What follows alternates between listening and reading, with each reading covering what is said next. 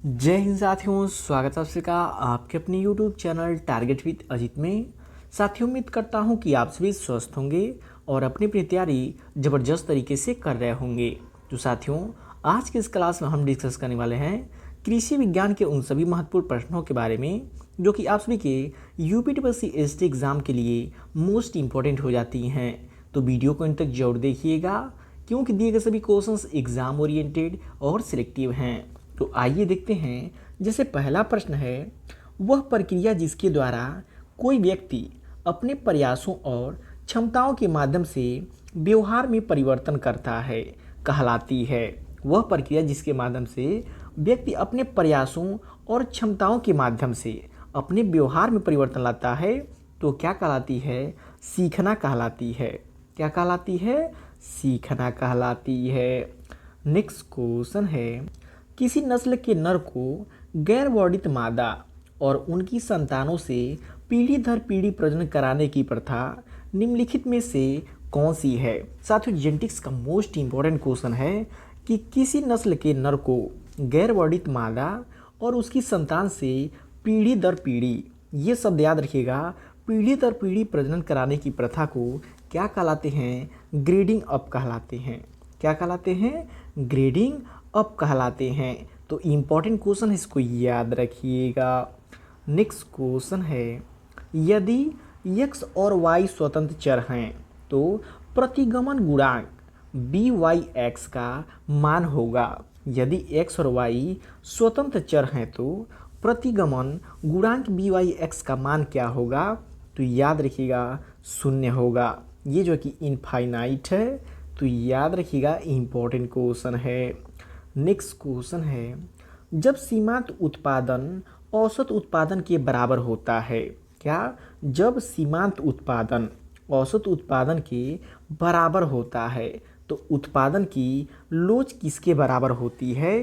तो याद रखिएगा, 1 के बराबर होती है। और ये क्वेश्चन इकोनॉमिक्स का मोस्ट एग्जाम रिपीटेड है, ये बार बार की परीक्षाओं में पूछा जाता है। तो याद रखिएगा, सीमांत उत्पादन और औसत उत्पादन के बराबर होता है तो उत्पादन की लोच क्या होती है? हमेशा 1 होती है। नेक्स्ट क्वेश्चन है, निम्नलिखित में से कौन सा अंगीकरण लेने के चरण का सही क्रम है? साथियों, बात कर रहा है एडॉप्शन प्रोसेस की। यह साथियों एक्सटेंशन का मोस्ट इंपॉर्टेंट क्वेश्चन है, ये भी कई बार एग्जाम में पूछा चुका है। तो याद रखिएगा, बात करें एडॉप्शन प्रक्रिया का सही चरण कौन सा होता है तो याद रखिएगा, AIETA कहलाता है। AIETA कहलाता है। आइए इसके बारे में थोड़ा डिटेल में समझते हैं। तो बात करें अंगीकरण प्रक्रिया के चरण की, कितने चरण होते हैं? 5 चरण होते हैं, जिसे शॉर्ट में AIETA कहा जाता है, जिसमें A का सेंस होता है अवेयरनेस, इंटरेस्ट, इवैल्यूएशन, ट्रायल और लास्ट में आता है एडॉप्शन। तो ये 5 प्रोसेस होते हैं और यहाँ से भी आपके एग्जाम में क्वेश्चन पूछा जा सकता है। अब नेक्स्ट बात करें प्रसार शिक्षण प्रक्रिया की, एक्सटेंशन एजुकेशन प्रोसेस की, क्योंकि यहाँ से भी क्वेश्चन आपके एग्जाम में पूछे जा सकते हैं। तो प्रसार शिक्षण प्रक्रिया के 5 चरण होते हैं। कौन कौन से? तो देखिए, शॉर्ट ट्रिक में से शॉर्टर कहा जाता है, SOTER कहा जाता है, जिसमें S का सेंस होता है सिचुएशन, O से ऑब्जेक्टिव, T से टीचिंग, E से इवैल्यूएशन और जो कि R से रिकंस्ट्रक्शन। तो ये सभी इसके फुल फॉर्म होते हैं। फुल फॉर्म को भी याद रखिएगा, लेकिन सबसे ज़्यादा एग्जाम में पूछाता है ये शॉर्ट ट्रिक जो शॉर्ट में लिखा हुआ है। अब नेक्स्ट बात करें साथियों टीचिंग लर्निंग प्रोसेस की। टीचिंग लर्निंग प्रोसेस क्या होती है? टीचिंग लर्निंग प्रोसेस के 6 स्टेप होते हैं। वो कौन कौन से होते हैं? तो attention, interest, desire, convection, action और लास्ट में आता है सेटिस्फैक्शन। तो ये क्या होते हैं? ये जो कि सीखने की विधियाँ होती हैं, टीचिंग लर्निंग प्रोसेस होती हैं। कितने होते हैं? 6 स्टेप होते हैं। तो इन सभी को साथियों याद रखिएगा, यहाँ से UPTA में एक क्वेश्चन आपको देखने को मिल सकता है। तो साथियों, क्वेश्चन का लेवल आप सभी को देख के पता चल रहा होगा कि दिए गए सभी क्वेश्चंस एग्जाम ओरिएंटेड और सेलेक्टिव हैं। तो वीडियो की क्वालिटी और कंटेंट आप सभी लोग को पसंद आ रहा हो तो प्लीज़ वीडियो को लाइक और शेयर करके चैनल को सब्सक्राइब जरूर कर लीजिएगा। नेक्स्ट क्वेश्चन है, माइटोसिस के बाद उत्पन्न होने वाली बेटी कोशिकाओं यानी कि डॉटर सेल में मूल कोशिकाओं के रूप में गुणसूत्र की खाली स्थान संख्या होगी। साथियों बात कर रहा है माइटोसिस प्रोसेस की, कि माइटोसिस प्रक्रिया के बाद उत्पन्न होने वाली डॉटर सेल में मूल कोशिकाओं के रूप में गुणसूत्रों की संख्या क्या होती है। तो याद रखिएगा बराबर होती है। और डॉटर सेल कितनी होती है, तो डॉटर सेल देखिए 2 मिलते हैं, लेकिन जब बात करें गुणसूत्रों की संख्या की तो वो जो कि बराबर होती है। आइए इनके बारे में डिटेल में समझते हैं। तो बात करें माइटोसिस डिवीज़न की, तो यह एक ऐसी प्रक्रिया है जिसके द्वारा एक कोशिका 2 पुत्री कोशिकाओं में विभाजित होती है, जिसमें से प्रत्येक गुणसूत्र के सेट के एक साथ एक केंद्रक होता है जो मूल कोशिकाओं के समान होता है। तो यही आपसे पूछा है, जो मूल कोशिकाओं के समान होता है। और ये भी याद रखिएगा यह एक ऐसी प्रक्रिया है जिसके द्वारा एक कोशिका 2 पुत्री कोशिकाओं में विभाजित होता है। तो ये 2 पॉइंट एग्जाम में पूछे जाने वाले हैं। नेक्स्ट क्वेश्चन है, किसी फूल के परागण उसी फूल या उसी पौधे पर अन्य फूलों को निषेचित करने में विफलता को क्या कहा जाता है। बात करा साथियों विफलता की, तो विफलता किसे कहा जाता है, याद रखिएगा सेल्फ इनकम्पेबिलिटी को, स्व असंगता को कहते हैं। और यह किस में होता है, तो याद रखिएगा मक्के की फसल में होता है। किसमें होता है, मक्के की फसल में होता है, जिसमें क्या होता है कि किसी फूल के परागण उसी फूल के या फिर उसी पौधे पर अन्य फूलों को निषेचित करते हैं। निषेचित करने में विफलता होती है तो क्या कहलाते हैं, सेल्फ इनकम्पेबिलिटी कहलाती है।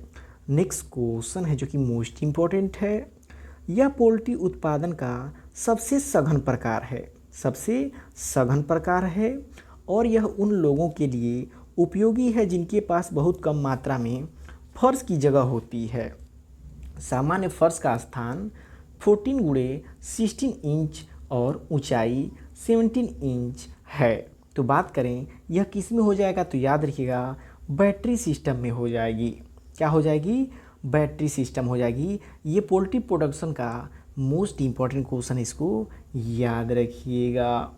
नेक्स्ट क्वेश्चन है, हासमान प्रतिफल का नियम किसके द्वारा प्रस्तावित किया गया था। बात करें साथियों हासमान प्रतिफल के नियम की, किसके द्वारा प्रस्तावित किया गया था, तो याद रखिएगा मिचेलिच के द्वारा प्रस्तावित किया गया था। इसके द्वारा मिचेलिच के द्वारा प्रस्तावित किया गया था। नेक्स्ट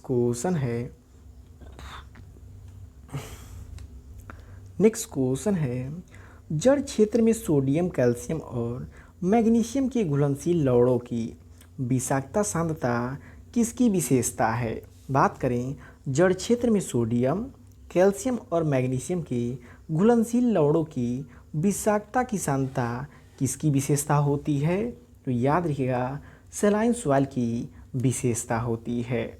किस मृदा की, लवणीय मृदा की विशेषता होती है।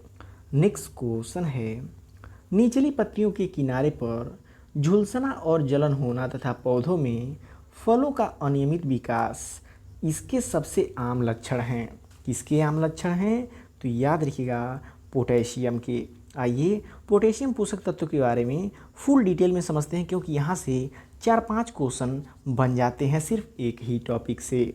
तो बात करें पोटेशियम, पोटेशियम रंध्रों के नियमन यानी कि खुलना व बंद होने की क्रिया के लिए आवश्यक होता है। तो एग्जाम में क्वेश्चन हो जाता है पौधों में स्टोमेटा का खुलना तथा बंद होना किसकी उपस्थिति के कारण होता है, तो पोटेशियम के कारण होता है। पौधे को सूखे से बचाना, वाष्पोत्सर्जन की दर को कम करना किसकी वजह से होता है, पोटेशियम की वजह से होता है। पौधों में शर्करा निर्माण व स्थानांतरण किसकी वजह से होता है, तो ये भी पोटेशियम की वजह से होता है। ये तीनों पॉइंट इंपॉर्टेंट हैं, तीनों से ही एग्ज़ाम में क्वेश्चन बनते हैं। बात करें पोटेशियम की कमी के लक्षण के बारे में कि पोटेशियम की कमी से क्या क्या हो सकते हैं, तो बात करें पुरानी एवं निचली पत्तियां किनारे सूखकर भूरे पड़ जाते हैं, वो जली हुई जैसी दिखाई देती है। पत्तियों का आकार छोटा होना व वृद्धि रुक जाना किसकी कमी से, तो पोटेशियम की कमी से। पौधों की पत्तियों का ऊतक मरना यानी कि नेक्रोसिस हो जाती है। और मोस्ट इम्पॉर्टेंट है लग्जरी कंजप्शन, पौधों में पोटेशियम की अधिकता के बावजूद भी उत्पादन में वृद्धि नहीं होती है।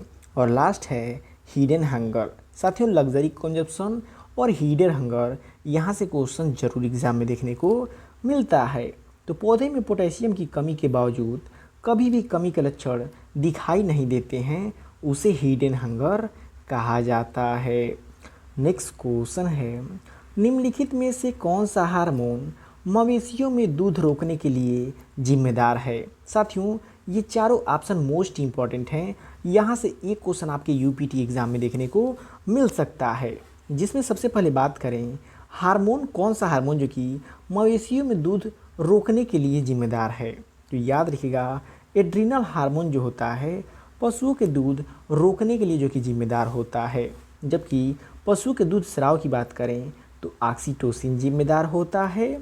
और पशु के दूध उत्पादन की जब बात करेगा तो प्रोलैक्टिन हार्मोन हो जाती है। तो इन तीनों को याद रखिएगा, तीनों से ही बारी बारी एग्जाम में क्वेश्चन पूछे जाते हैं। तो साथियों, वीडियो की क्वालिटी और कंटेंट आपसे लोग को पसंद आ रहा हो तो प्लीज़ वीडियो को लाइक और शेयर करके चैनल को सब्सक्राइब जरूर कर लीजिएगा। नेक्स्ट क्वेश्चन है, जल की ऊर्ध्वाधर गति या विभिन्न मृदा परतों से जल की नीचे की ओर गति को कहते हैं। बात साथियों देखिए, यहाँ समझने वाली बात है कि जब बात करेगा जल का जो कि भूमि के नीचे की ओर गति, तो ये क्या कहलाएगी, ये पार्कोलेशन कहलाएगी।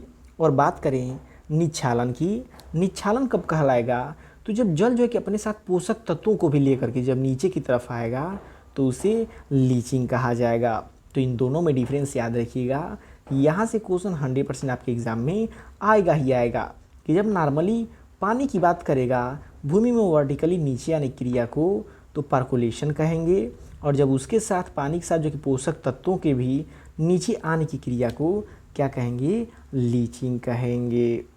नेक्स्ट क्वेश्चन है, एक ही भूमि पर फसलों और परती भूमि की क्रमबद्ध उत्तराधिकार की पुनरावृत्ति खेती को कहा जाता है। क्या कहा जाता है, याद रखिएगा क्रॉप रोटेशन कहा जाता है। क्या कहा जाता है, क्रॉप रोटेशन कहा जाता है। नेक्स्ट क्वेश्चन है, मैड काउ डिजीज़ के लिए निम्नलिखित में से कौन सा रोगजनक जिम्मेदार है। बात कर रहा है मैड काउ डिजीज़ की कि मैड काउ डिजीज़ के लिए कौन सा रोगजनक जिम्मेदार होता है, तो याद रखिएगा प्रियान जिम्मेदार होता है। नेक्स्ट क्वेश्चन है, रोजेट फूल और डबल बीज का निर्माण खाली स्थान के कारण होता है। बात करें रोजेट फूल और डबल बीज के निर्माण की, किसके कारण होता है, तो याद रखिएगा गुलाबी सुंडी के कारण होता है। किसके कारण होता है, गुलाबी सुंडी के कारण होता है। नेक्स्ट क्वेश्चन है, निम्नलिखित में से किस फास्फोरिक उर्वरक का उपयोग अत्यधिक अम्लीय मिट्टी या जैविक मिट्टी के साथ वृक्षारोपण फसल में किया जाता है, तो किसका किसका प्रयोग किया जाता है, rock phosphate, raw bone meal, stand bone meal, इन सभी का जो कि प्रयोग किया जाता है। इसीलिए राइट आंसर ऑप्शन डी हो जाएगा, उपरोक्त सभी सत्य हैं। तो साथियों, ये आप सभी के कृषि विज्ञान के भी सभी महत्वपूर्ण प्रश्न जो कि आप सभी के यूपीटी एग्जाम में डायरेक्ट देखने को मिल सकती है। तो वीडियो आपको कैसा लगा कमेंट करके फीडबैक जरूर दीजिएगा, और वीडियो पसंद आए प्लीज़ वीडियो को लाइक और शेयर करके चैनल को सब्सक्राइब जरूर कर लीजिएगा।